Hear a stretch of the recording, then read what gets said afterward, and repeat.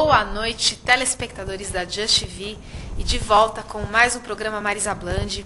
E hoje aqui entrevistando o Dr. Luiz Richeto Neto, que vai falar um pouco sobre direito, sobre a OAB, várias coisas interessantes também. E vamos continuar essa entrevista depois no Jurídico News, que seria o programa que viria logo após o meu. Tudo bem, Dr. Luiz? Bom, Marisa, muito obrigado pelo convite, é um prazer estar aqui no seu programa. Boa noite, internautas. E gostaria de saber algumas coisas, né, que eu também entendo um pouquinho, bem pouquinho de direito, porque eu estou estudando para concurso público, né, eu não fiz direito, mas você sabe, né, a gente fica em contato com a matéria, então aquele direitiquês, né, as pessoas falando em direitiquês, você ouve aquilo e você começa a entender aos poucos, né. Então vamos falar um pouco também, mas aqui bem mais simples, né, para todos os internautas entenderem, né. Fale um pouco sobre o seu mandato na OAB, Dr. Luiz. Olha, eu em 1993 a 95, precisamente 1º de fevereiro de 93 a 31 de janeiro de 1995, exerci um mandato, o último, que era há 2 anos, na Ordem dos Advogados do Brasil, na 101ª subseção. E ali, como presidente da OAB, pude exercer com toda a liberdade, toda a legitimidade que a OAB tem para poder exercer no país inteiro, que é a mesma que tem o presidente do Conselho Seccional da OAB e o presidente do Conselho Federal da OAB. Para o internauta que não conhece, a Ordem dos Advogados do Brasil ela tem alguns órgãos. Ela funciona assim. O órgão maior dela é o Conselho Federal. O Conselho Federal da OAB é o órgão maior. E ela tem depois outros órgãos que são as seccionais. Em cada estado, cada unidade da federação tem uma seccional. Então tem a seccional de São Paulo, a seccional do Rio de Janeiro. Cada estado tem uma seccional e também tem a sua diretoria.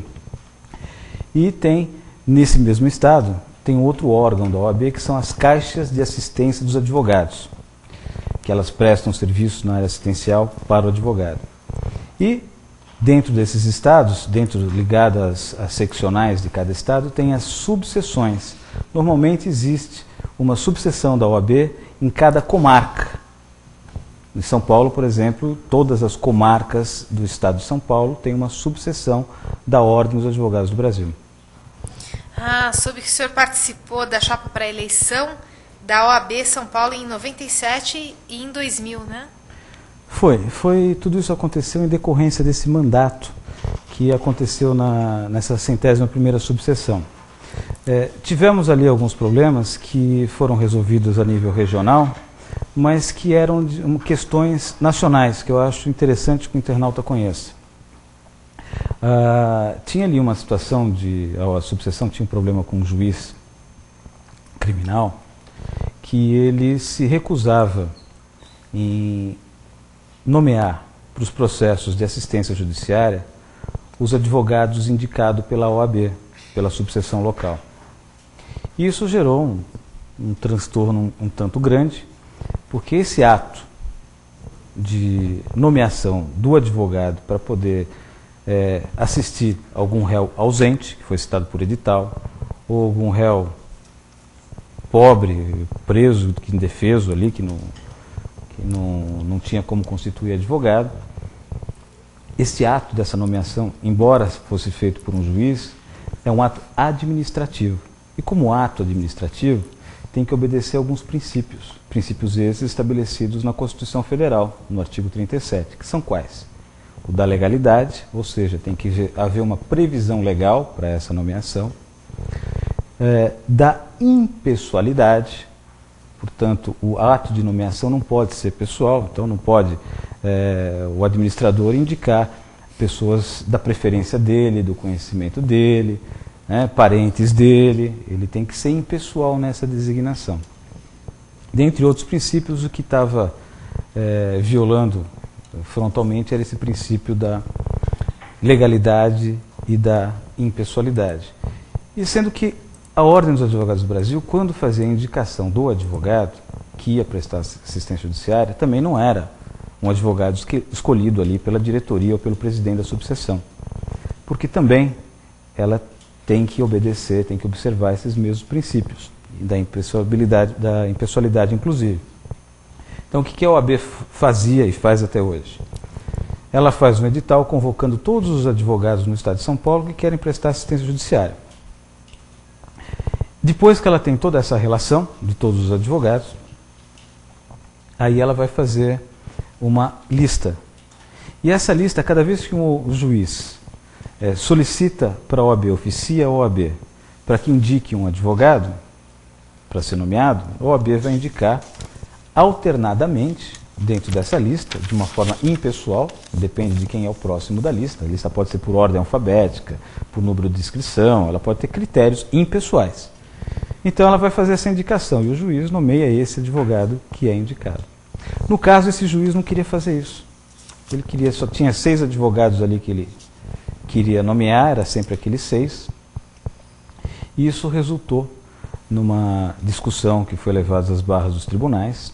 O Tribunal de Justiça aqui de São Paulo apreciou o mandado de segurança impetrado pela Ordem dos Advogados do Brasil, a 101ª subseção. E em 3 sessões distintas, o relator deu seu voto, o segundo desembargador pediu vista, outra sessão, deu seu voto, o terceiro desembargador pediu vista, outra sessão, foi proferido o outro voto. E por votação unânime foi negada a segurança para a 101ª subseção da OAB. Diz que o advogado tem que ser da confiança do magistrado, era o acórdão que basicamente dizia daqui do Tribunal de Justiça. Olha, só para vocês entenderem, o advogado defende o réu num processo contra uma imputação que é indevida, no caso, nós falamos do processo penal, no caso de uma acusação, de uma denúncia. E também pode acontecer de, no curso do processo, o juiz praticar algumas arbitrariedades, não observar o devido processo legal, aquele que está no Código do Processo. O advogado, obviamente, quando isso acontece, em prejuízo do seu cliente, ele vai recorrer dessa decisão. Agora, se você foi nomeado de uma forma pessoal pelo juiz, você vai fazer alguma coisa por aquele réu que nem está presente, que é um réu ausente, citado por edital, ou por um réu pobre que você nem conhece, quem nomeou você foi o juiz? É uma situação um tanto estranha, um tanto delicada, não poderia ser assim. Esse acórdão merecia ser revisado. E a OAB, 101ª subseção da Ordem dos Advogados do Brasil, que é daqui do Estado de São Paulo, impetrou um recurso especial. E junto com a OAB veio também, como assistente litisconsorcial, a Procuradoria-Geral da Justiça, onde ficam os defensores públicos. Por que ela veio como assistente litisconsorcial? Porque ela tinha o mesmo interesse. E ambos recorreram em recurso especial, 2 recursos subiram, para o Superior Tribunal de Justiça. A relatoria, se eu não me engano, foi do ministro Asfor Rocha. Ali, no STJ, por maioria de votos dos ministros ali daquela turma, hoje existe um único acórdão no país, tratando dessa matéria, que quando houver convênio entre a OAB e a Procuradoria-Geral da Justiça para prestação de assistência judiciária, o advogado que vai ser nomeado no processo é aquele indicado pela OAB, até por uma questão de delegação de competência da Procuradoria. E esse mandado de segurança deu muito trabalho na minha gestão ali. Teve um outro caso muito interessante. Na circunscrição ali da 101ª subseção da OAB, existia um posto do INSS. Posto do INSS que atendia vários bairros da Zona Leste. Atendia Tatuapé, Penha, Itaquera e São Miguel Paulista. E certa feita, uns advogados que atuavam na área previdenciária vieram reclamar naquela subseção a este presidente que a gerente do posto, que já restringia que o advogado não protocolasse mais do que uma petição por dia, veja que absurdo, estaria para exigir que ele fosse protocolar apenas uma vez por semana, uma petição por semana. Ora, isso é um cerceamento ao exercício profissional. E cerceamento ao exercício profissional, né, atentar contra a garantia de exercício profissional, seja ele de advogado, de médico, qualquer profissão, configura crime de abuso de autoridade, quando esse atentado é praticado por uma autoridade. No caso, a gerente do posto do INSS. Na ocasião, oficiamos o ministro da Previdência, dando ciência do fato. Porque teve mais um detalhe interessante. Diziam também esses advogados que, embora tivessem procuração nos processos, o INSS ignorava a procuração e mandava intimação direto para os pensionistas, que nem sabiam o que tinham que fazer, procuravam desesperados os advogados depois, ou algumas vezes nem recebiam, né? Correspondência, eles não entendiam o que era, eles nem procuravam advogado. E também tinha a situação de que esses advogados me retrataram na ocasião, que as pessoas idosas, para serem atendidas no INSS, chegavam na noite anterior, tipo 7, 8 horas da noite, e ficavam na fila. Passavam a noite inteira, a madrugada inteira, ali na fila, no posto do INSS, esperando o posto abrir na manhã do dia seguinte para ser atendido.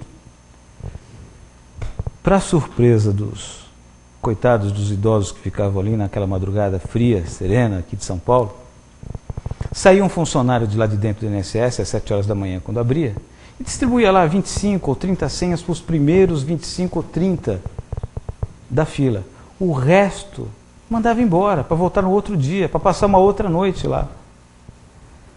Ora, estudamos o assunto, vimos que havia uma resolução da Previdência Social que determinava que os postos de INSS funcionassem ininterruptamente, ou seja, sem horário, sem fechar para o almoço, de segunda a sexta-feira, das 7 às 19, sem fechar para o almoço, das 7 da manhã às 7 da noite. Todos que comparecerem ao posto nesse horário têm que ser atendidos, deveriam ser atendidos. Então a subseção ali tomou uma providência.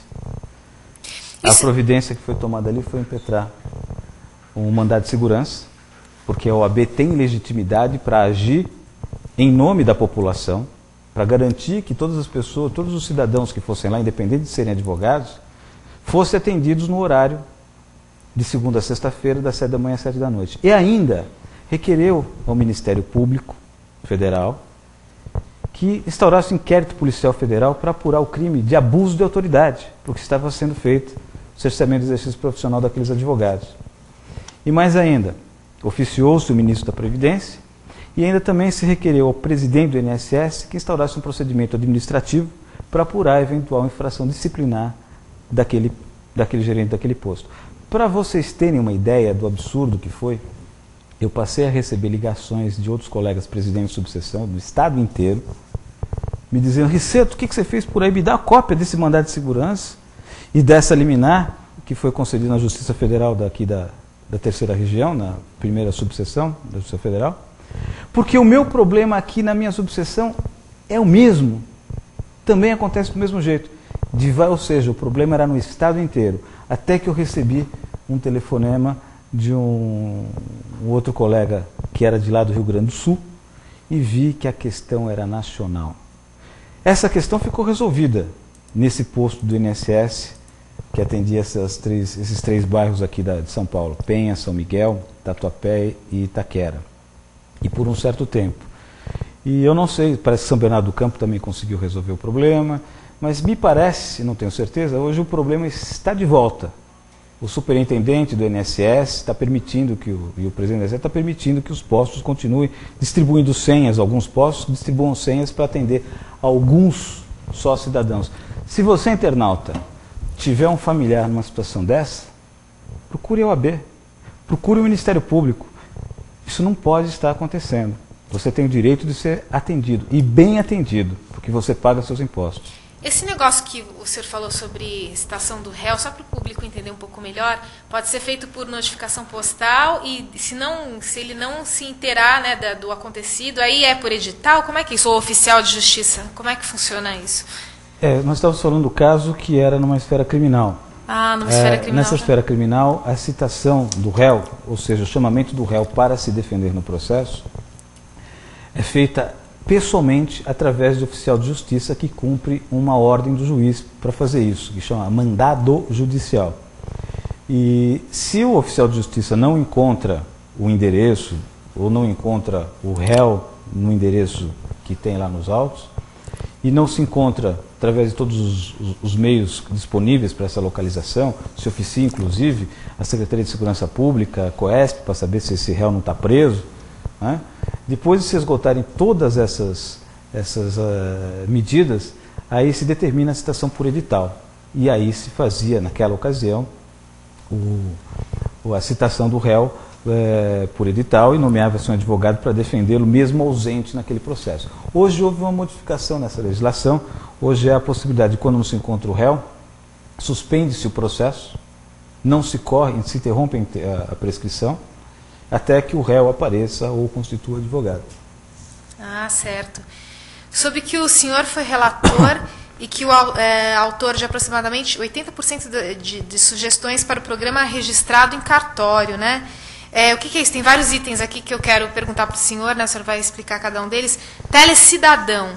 Eu vou querer explicar uma coisa antes para o cidadão, para os internautas. A Ordem dos Advogados do Brasil não é uma instituição, como muitos pensam, que zela apenas pelo advogado. Pode a maioria dos órgãos da OAB estarem fazendo basicamente isso, mas se estão fazendo basicamente isso, é porque estão deixando de cumprir os verdadeiros objetivos da Ordem dos Advogados do Brasil. A Ordem dos Advogados do Brasil, para que os internautas entendam, é uma entidade não governamental, sem fins lucrativos, e ela é criada por lei. Eu gostaria, se a apresentadora me permitir, levar os internautas a um site, inclusive do nosso escritório, onde pode estar disponível a qualquer internauta que queira buscar certidões, legislação, é de fácil manuseio, e para mim poder explicar essa questão da Ordem dos Advogados do Brasil. Eu gostaria, por gentileza, se me permite, apresentadora? Ah, tá bom, pode ser. Obrigado. Entrar no site www.riceto.adv.br. Ali você tem no meio, naquele alvéolo do meio, os serviços. Pode clicar nesse alvéolo e aí entrar em serviços ali para advogados. É para advogados, mas está liberado para qualquer cidadão, qualquer internauta que quiser entrar. Aí tem links para vários sites importantes, do Correio, para certidões, Receita Federal, muitos links aí de uso contínuo, mais por advogados, mas que alguns cidadãos também usam. E você tem ali no canto esquerdo, legislação federal. E ali nós temos, vamos procurar em Estatuto da Ordem dos Advogados do Brasil, Estatutos. Vamos ali primeiro lá em cima do lado esquerdo. Isso, aí já aparece o Estatuto. Vamos para o artigo 44, que é que fala dos objetivos da Ordem dos Advogados do Brasil. O internauta pode ver que o objetivo do Estatuto da Ordem dos Advogados do Brasil, que está definido no seu Estatuto, que é criado por lei, a Lei Federal número 8.906 de 94, diz o seguinte no artigo 44. Deixa eu ver que está longe aqui, deixa eu chegar mais perto para poder ler. Inciso número 1. Defender a Ordem dos Advogados do Brasil, OAB, serviço público, dotada de personalidade jurídica e forma federativa, tem por finalidade. Veja que a finalidade são duas. A número 1, defender a Constituição, a ordem jurídica do Estado Democrático de Direito, os direitos humanos, a justiça social e pugnar pela boa aplicação das leis, pela rápida administração da justiça e pelo aperfeiçoamento da cultura e das instituições jurídicas. Vejam bem que esse princípio, esse objetivo da Ordem dos Advogados do Brasil é para os cidadãos brasileiros. E aí ela tem lá no seu inciso 2, dizendo o seguinte: promover com exclusividade a representação, a defesa, a seleção e a disciplina dos advogados de toda a República Federativa do Brasil. Vejam bem, internautas, que apenas o inciso 2, pequenininho, é que diz que a OAB tem a ver com advogado. Mas vocês viram no inciso 1 que o objetivo da OAB é muito mais cuidar da nossa justiça, cuidar do direito, cuidar do cidadão. E eu, infelizmente, não tenho visto também realmente a OAB fazer isso. E naquela ocasião foi feita, diferente do que é hoje, algumas seccionais que ficam nos estados. A de São Paulo é um exemplo disso. Tem várias comissões. Comissões que, olha, data vênia a importância do assunto discutido. O assunto discutido merece ser discutido e protegido dentro de uma comissão maior, mas não numa comissão específica para aquilo. E eu acho até que tem algumas comissões, Marisa, que são até preconceituosas. A OAB, ela faz distinção, e fazer distinção é fazer discriminação, criando aí comissões do negro, comissões da mulher. Daqui a pouco nós vamos ter o quê? Comissão do japonês, do índio. Isso é discriminação. As comissões, segundo esse programa, seria estabelecida uma comissão para cada um dos objetivos da Ordem dos Advogados do Brasil. Veja que a Ordem dos Advogados do Brasil é uma das legitimadas a entrar com ação direta de inconstitucionalidade, a chamada ADIM. Quando diz aqui o objetivo da OAB defender a Constituição, a própria Constituição antes já deu um instrumento para a própria OAB, legitimando o Conselho Federal da OAB, a ingressar com uma ação direta de inconstitucionalidade. Então a OAB teria que estar fiscalizando no Brasil inteiro essas legislações todas que estão sendo editadas por aí.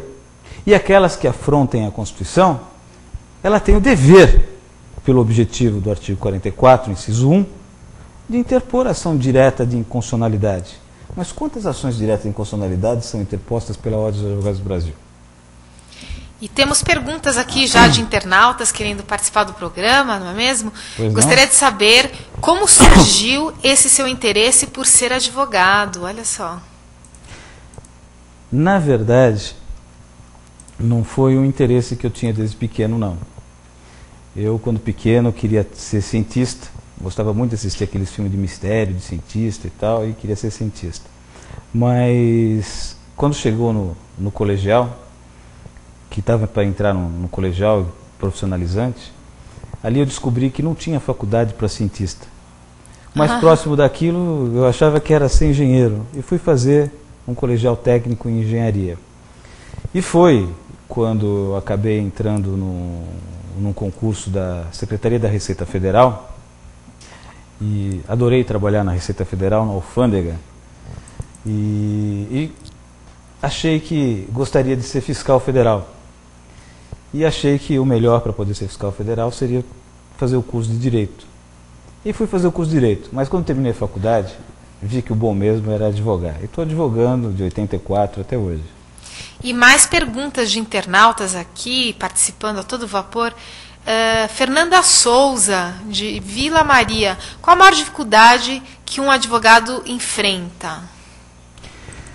A maior dificuldade que o advogado enfrenta é quando o juiz da causa que ele está levando ou defendendo o seu constituinte no Poder Judiciário, o juiz não bem interpreta, não bem compreende a finalidade da lei e não aplica a lei. E aí o advogado se vê na ingrata missão de ter que fazer valer o direito do seu cliente.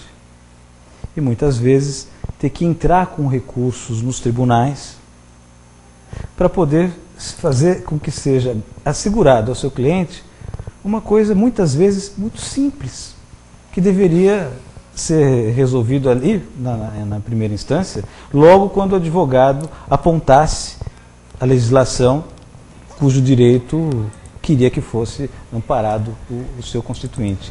E essa é a maior dificuldade, é fazer com que a lei seja cumprida em algumas situações pelo próprio juiz. E mais perguntas de internautas aqui, olha só. Ítalo Rossi, do Rio de Janeiro. Hoje em dia o senhor trabalha com o quê? Continua advogando, né? O que ele falou aqui, né? Continua advogando. Continua advogando, olha só. E temos mais perguntas aqui de internautas. Só um momentinho.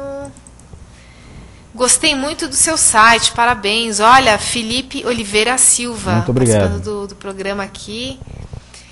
E, deixa eu ver aqui, mais perguntas de internautas, mais uma. Marizu, o doutor tem alguma coisa... Ixi, de novo esse papo. O doutor tem alguma coisa a dizer sobre o quibe? Oscar Alho. O quibe é uma brincadeira que a gente fez aqui no programa, né? Que o internauta escreveu, como é que eu faço para agasalhar o quibe, né? Ele perguntou, né? Porque a gente estava falando sobre moda, sobre roupas, né? Então ele perguntou para agasalhar o quibe o que ele deveria usar, né? Essa não é minha área é mais a área jurídica. E aí depois, coincidentemente, a gente trouxe também não é shake, eu falei que ia trazer um shake no programa para falar sobre comida árabe, mas na verdade eu trouxe o senhor, um árabe, que ele falou sobre Islã, sobre várias coisas, e as pessoas sempre lembram dos programas anteriores, então elas ficam fazendo perguntas, né, que tem a ver com aquilo que a gente já debateu antes, mas tudo bem, isso aí foi uma brincadeira, e com certeza no direito... quem não agasalhar o quibe vai para a cadeia. Doutor. Ou pelo menos passa muito frio, é o mínimo que pode acontecer. Né? Mas eu gostaria de salientar para a população, para os internautas, algumas coisas daquele programa de gestão que foi feito quando fui candidato a secretário-geral adjunto da OAB da Seccional de São Paulo, que era para ser aplicado. Esse programa foi registrado em cartório, e inclusive o atual presidente recebeu das minhas próprias mãos uma cópia desse programa. E naquele programa, inclusive, falava ali sobre a criação do Telecidadão. Telecidadão, para que os internautas tenham uma ideia, imaginem, cidadãos, internautas indo para um cartório público, para um hospital público, num cartório judicial, no fórum, numa delegacia de polícia, indo em qualquer repartição pública do estado de São Paulo. E chegando lá, o internauta é mal atendido ou não é atendido. O que ele faz? Para quem que ele reclama? Esse telecidadão seria um telefone, tipo 0800. Não é difícil conseguir implantar um 0800 e não há dificuldade nenhuma da imprensa divulgar um telefone de utilidade pública, que poderiam ser até colocados e fixados dentro das próprias repartições. Imagina, então, esse internauta mal atendido ou não atendido numa repartição. Com a existência do telecidadão, ele liga para o telecidadão e relata o fato ali que ele teve, o problema, a dificuldade que ele teve na repartição pública. Então, uma atendente da Ordem dos Advogados do Brasil, numa tela de computador, ia preencher todos os dados. Se a denúncia era anônima, a reclamação, a denúncia era anônima ou não, se ele quisesse dar o nome, ia relatar o fato com todas as suas circunstâncias, que dia que foi, que hora que foi, quem foi o funcionário que o atendeu, o que fez, o que deixou de fazer, se tem testemunhas a esse respeito que presenciaram. Tudo isso estaria naquela tela de computador que a atendente, como se fosse um telemarketing, estaria perguntando para quem fizesse esse telefonema. Depois disso, catalogado, ali no quadro seria preenchido pela atendente se a repartição pública era federal, estadual ou municipal. Imagine, internautas, a OAB ter, numa das comissões, ali que atende esses objetivos da OAB, uma comissão que vai pegar esta reclamação, que vai ser impressa, encaminhada para essa comissão, e ele vai pegar aquele fato e vai saber, em primeiro lugar, a repartição pública estadual, federal, municipal. Se for estadual, ele vai pegar o Estatuto dos Funcionários Públicos do Estado. Se for federal, o Estatuto dos Funcionários Públicos da União. Se for municipal, o Estatuto dos Funcionários Públicos do município. Todos os funcionários públicos têm um estatuto específico. E vai verificar ali quais são os deveres desse funcionário. E vai ver se esse funcionário, esse servidor público, incidiu numa das infrações estabelecidas pelo Estatuto. Se isso aconteceu, ele vai redigir uma representação contra o chefe daquela repartição, representando aquele servidor por aquilo que aconteceu. Seria improbidade ou não? Improbidade administrativa? Poderia, dependendo da circunstância, até ocorrer o caso de improbidade administrativa. É uma outra lei, é uma lei federal própria que define o que é isso. Mas apenas infração disciplinar é, por exemplo, o servidor ser mal educado, atender com rispidez, não responder, não se identificar. São infrações ali que você pode reclamar contra o funcionário. Demorar para atender, ele ficar conversando com um colega lá, ou lendo revistinha, ou jogando paciência ao invés de atender o cidadão, é infração disciplinar. Aí, o que acontece? Imagina um servidor que atende balcão e ele receber da OAB ali mais ou menos umas 20 representações num único mês. Não é estranho? Situações diferentes, dias diferentes que facilmente podem ser verificados. Funcionário público pode ser mandado embora também. A diferença, muita gente pensa que funcionário público não pode ser mandado embora. Pode sim. Existe uma diferença entre o internauta que trabalha numa empresa comum, uma empresa privada, né, e do cidadão que trabalha num serviço público. E do cidadão que presta o concurso, por exemplo, para ser juiz. Juiz também pode ser mandado embora. Como é que faz? Tem diferença para mandar embora juiz, para mandar embora, né? Para mandar embora funcionário público e para mandar embora um cidadão comum. O juiz. Mas me diz uma coisa, o juiz, é verdade, Marisa. O juiz tem você vitaliciedade, precisa, né?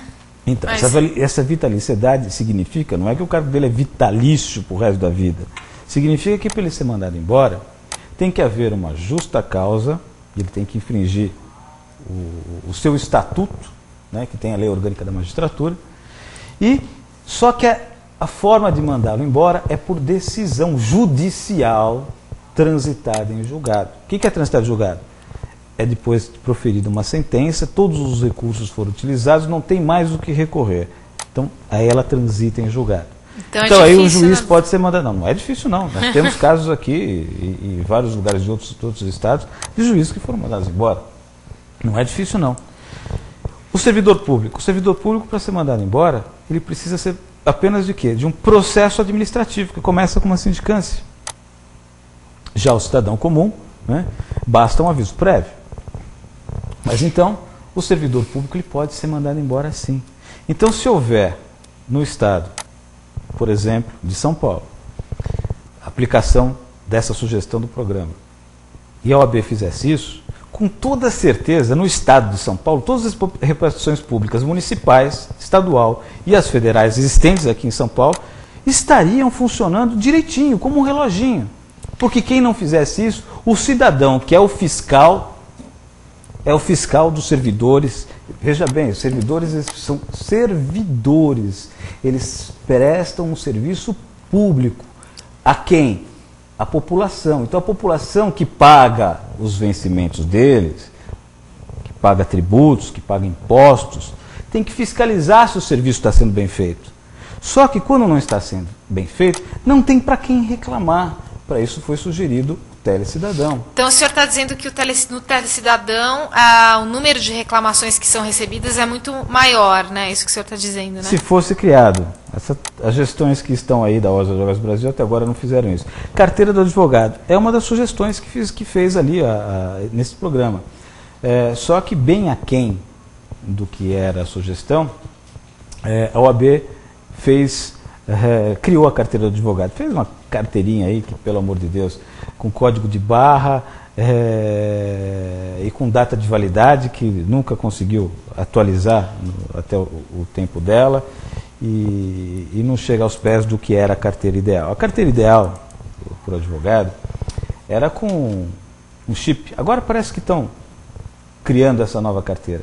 Era com chip, código de barra também, código magnético, que ela pudesse ser utilizada para várias coisas, inclusive pelos bancos, para poder fazer inserção de créditos que pudessem ser utilizados, ali saques que pudessem ser utilizados, que ela servisse inclusive como cartão de crédito, que pudesse servir ali também como para inserção de dados do tipo sanguíneo do advogado, se ele tem alguma alergia, enfim, uma série de informações importantes deveriam ser colocadas ali. Isso parece que copiaram, mas as questões que dizem respeito ao cidadão não foi feita. Por exemplo, a questão de um dos objetivos da OAB, que é zelar pela rápida administração da justiça. Como é que isso poderia ser feito? A justiça está lenta. A OAB tinha que contribuir, tem obrigação de contribuir, é dever dela. Foram apresentadas algumas sugestões a respeito. Uma das sugestões era, por exemplo, na parte de processo civil. Processo civil, para quem não sabe, pode acessar lá no site que foi indicado. É só entrar lá em serviço para advogado, códigos, entrar no Código de Processo Civil. Lá no artigo 282, vai ver que existem ali as condições para entrar com a ação. Os requisitos que tem que ter uma petição inicial para ela ser juizada. Endereçamento, a autoridade competente, a autoridade judicial competente, a qualificação do autor, do réu, da descrição da causa de pedir, né, descrever os fatos, direito, né, ter pedido, valor da causa, pedir a citação. Se uma dessas questões não tiver ali preenchida, essa é uma questão técnica, qualquer advogado sabe disso. Iniciar o processo do advogado é indeferido, sem o julgamento do mérito, o juiz extingue, indefere a inicial, sem o julgamento do mérito, para que possa entrar de novo, dessa vez corretamente. Imagine inserir ali nessa legislação, nesse artigo 282, mais um dispositivo. A prova de prévia tentativa de conciliação. E que se desse poderes no estatuto da OAB, fizesse ali uma alteração, e se desse poder para ele poder intimar a parte contrária, para que comparecesse ao escritório do advogado, acompanhado do advogado dessa parte contrária. Então, o autor da ação procura um advogado. Esse advogado, depois de definido a pretensão do seu constituinte, manda uma carta para essa outra parte que seria réu no processo, marcando um dia e hora para ele comparecer no escritório acompanhado do advogado dele. Nesse dia e hora marcado, ele aparece acompanhado ou não do advogado dele e vai ouvir do advogado do autor o que o cliente dele pretende, que pode estar presente ali ou não. Que é isto.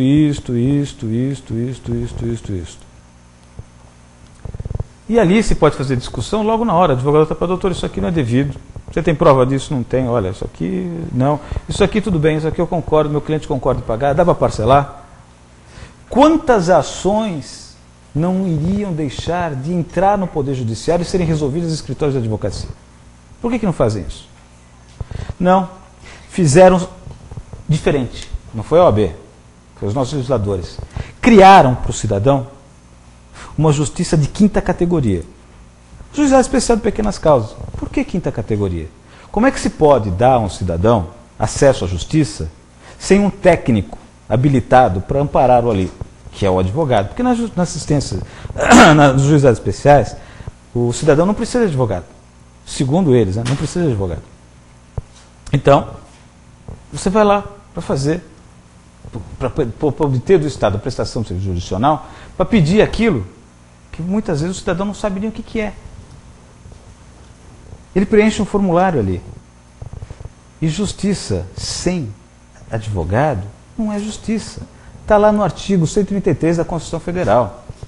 O advogado é indispensável à administração da justiça. E quando se fala, muito importante se colocar aqui, Marisa, só para encerrar essa questão, quando se fala em prerrogativa do advogado, que quer dizer direito do advogado, não quer dizer que exista um direito para o advogado porque é uma casta privilegiada que tem que ter direitos especiais. Negativo. Quando se fala em prerrogativa do advogado, se fala em direito do cidadão. Porque se o advogado não tiver prerrogativa profissional para defender o cidadão... Mas a prerrogativa do advogado é iuris postulandi, né? É o quê? Iuris postulandi, né? Que só ele, quer dizer, não, depende do caso, a própria pessoa pode entrar sem advogado, né? Mas depende do caso, a prerrogativa do advogado, por exemplo, vou citar alguns exemplos. De ter vista dos autos fora de cartório. Para que o advogado precisa ter a prerrogativa, o direito de tirar o processo fora do cartório para estudar o processo no seu escritório, por exemplo, ou na sua casa, se ele quiser? Quem que se beneficia disso? É o cidadão que esse advogado está defendendo. Por que uma prerrogativa do advogado é se entrevistar com o seu cliente, mesmo preso, mesmo incomunicável? Com o advogado ele pode. A quem o legislador quer proteger? O advogado? Não, é o cidadão. Quando diz a prerrogativa profissional que o advogado é inviolável para os seus atos e manifestações no exercício da profissão, a quem que o legislador quis proteger? O advogado? Parece que sim. Mas não é. Imagine um advogado que, se não tivesse essa prerrogativa de inviolabilidade dos seus atos e manifestações no exercício da sua profissão, se ele iria ter coragem de colocar dentro de um processo uma questão que fosse atingir diretamente os interesses do juiz, da causa, ou do Ministério Público. E, se ele não colocasse aquilo, o seu cliente ia ser prejudicado. Se ele tem a prerrogativa, ele põe e faz a defesa do seu cliente, do cidadão. Se ele não tem essa prerrogativa, para que ele vai colocar o pescoço dele a prêmio? Que se dane o cidadão. Então a prerrogativa profissional do advogado não é para o advogado, é para o cidadão. E eu queria falar aqui para os internautas que, se vocês quiserem escrever, corram que ainda tem um tempinho. A gente vai encerrar agora o primeiro bloco e depois vamos continuar, né? E para você escrever, é só você acessando na página da Just TV. Tem lá um espaço para você escrever sua mensagem, clicar no enviar, que a gente recebe e responde no ato, na bucha, a sua pergunta. Vamos ver se a gente tem mais aqui perguntas de internautas para responder. Vamos ver. Gostaria de saber se tem alguma coisa no seu site sobre a Lei Rouanet. Olha, no site do escritório Receita Advogados Associados, você entra ali em Serviços para Advogados, tem ali legislação federal. Ao invés de entrar em códigos, estatutos, você tem ali normas mais usadas, e se não encontrar nessas normas mais usadas, você vai lá em normas federais diversas. Aí, todas essas legislações que tem aí, só que mais organizada, é um link que tem com o site do Palácio do Planalto. Estão todas elas atualizadíssimas, tem todo o ordenamento jurídico do país está lá dentro, tá? Então faz a pesquisa por assunto, põe lá a Lei Rouanet, né? Põe lá Rouanet por assunto e faz a pesquisa. Eu quero só salientar que no site do Planalto, quando você entra nessa pesquisa sobre normas federais diversas, aparece uma página da internet dizendo que, olha, a página para entrar tem uma observação vermelha, não recomendada. Não se preocupe, pode clicar esse não recomendado, porque você está entrando, é um link que te coloca no site da Presidência da República, lá do Palácio do Planalto. Pode entrar sem medo e fazer sua pesquisa ali. Legal, e vamos para um rápido intervalo e daqui a pouco mais Dr. Riccietto para vocês e dúvidas sobre direito e outras coisas mais. Aguardem!